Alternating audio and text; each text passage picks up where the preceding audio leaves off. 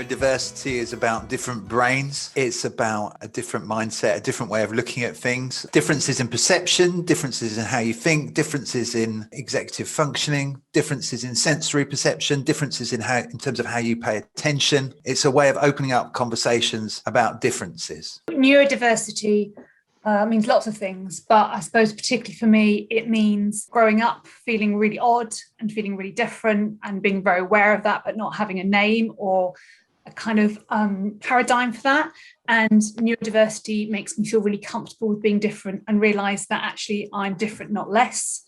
And it means that there are people out there that I can connect with, and it allows me to meet my potential and to contribute, but without feeling shame, my difference. For me, neurodiversity means difference, really, and the differences in the way that our brains are wired up, and actually celebrating those differences rather than seeing it as others have said, that a disorder or there being something like wrong with you. All my life I've felt different in groups. I think I've misunderstood things. I think feeling outside in a way that has caused, and it continues to cause at times, a lot of suffering and a lot of fear. It also means that I can find scaffolding and ways of making sense of my experience. I am learning to work with my strengths as well as my vulnerabilities. My experience of being neurodivergent is feeling distinctly different to other people, and as though, like, growing up I was a jigsaw puzzle piece that didn't quite fit in with everyone else, and really understood it like a sense of being misunderstood. But also I think as time's gone on and I've embraced my neurodiversity, being neurodivergent, I suppose it's about having differences and what makes me unique and some personal strengths, so that I've got a really amazing memory, and I suppose I see it as part of what makes me me. My experience of being neurodivergent is just having lots of differences that I previously couldn't explain, but now I can do things that other people can't do. So when I look at people, I see colours around them, and it's a bit like the Matrix, and that's really helped me in my nursing, and I can remember things that other people have no memory of. My brain just works all the time, sometimes really helpfully and sometimes really unhelpfully. And I just have a constant process, I guess, a constant journey to learn how to manage my brain. It really helps if you can have a keyboard where there's not that really big clunky sound. And because that drives me, like, it's actually painful to my ears and I can't concentrate. If there is always going to be that background noise and that kind of thing, to allow the wearing of ear defenders or noise cancelling headphones, that can be really helpful. Also, the idea of like hot desking. I think that can be really difficult to feel. Yeah, I'm seeing lots of not a fan of that. Just having to change your environment and where you're working. I think it's quite important often to people with neurodiversity to feel as though they have their space and with things where they want them to be. So I would agree that environment's really key and has a direct link to my productivity. So, some of the offices that I have been expected to hot desk in are like Piccadilly Circus. For most people, they'd experience that. For my brain, that writes off the day in terms of work. So I would just hang around in the hours that I'm expected to be there. And then when everyone goes home, then I would do my work. So I ended up doing like a double length day. In terms of like communication, it's sometimes just that awareness that people with neurodiversity may take things literally, and so being aware of keeping communication, like from line managers and between colleagues, really clear and direct, so plain speaking, really. I really struggle with the amount of sort of acronyms and buzzwords that we use in big organisations like the NHS. There's sort of funny little phrases that will just go round and round in my head because I don't know what they mean. Or you get an email and there's so much information in there And it's assumed that you can kind of make your way through it because you know you're at a certain level and therefore you should be articulate, and I am indeed. But it's just really hard to sort of try and grab hold of that information. For me, it feels very much like that you're trying to catch a fly with chopsticks, kind of just all around the room, these words and this email, and I just really can't get a sense of what they're asking or talking about. One of the things that adjustments that have been most helpful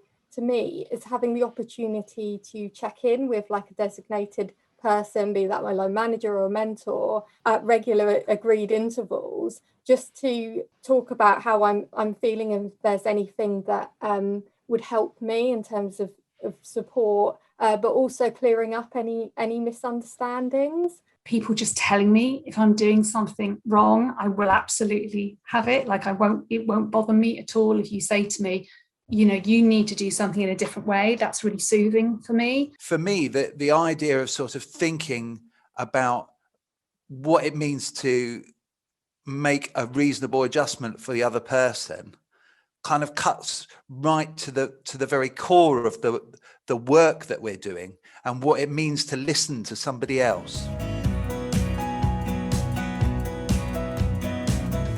I think it's probably also weighing up the benefits in terms of what you will get out of your staff and for the service by having those conversations. But I think it's also really important to have a sense of why those conversations might be difficult, like both for the manager and the individual. I often think that what makes those conversations difficult is that there can be certain misconceptions and lack of awareness and almost a fear. I think we often fear what we don't understand. Certainly with the individual, there can be a fear about starting up those conversations, particularly if they've had really negative experiences when they've done that before, and you automatically will worry about like the implications. So I think it's like almost a little bit of a leap of faith on both sides with results that are mutually beneficial. And I think that's really the key. By empowering like the staff with neurodiversity, then you're providing role models and aspirations to those who can also relate to that who are being supported in the service. So I think it comes back tenfold in many ways. Have faith in the relationship and in the possibility that things could improve between you and the employee. And in that way, you're kind of embodying a belief in the possibilities of the future. You're embodying a belief in hope for change, which I think is something that, you know, we all want to believe in when we're talking with our patients and our clients, right? You know, we want to believe that things can be different. If you can hold faith with that and you can just expand your thinking and make small human-based adjustments, then I have absolute 100% certainty that the work of your team will be better, without question.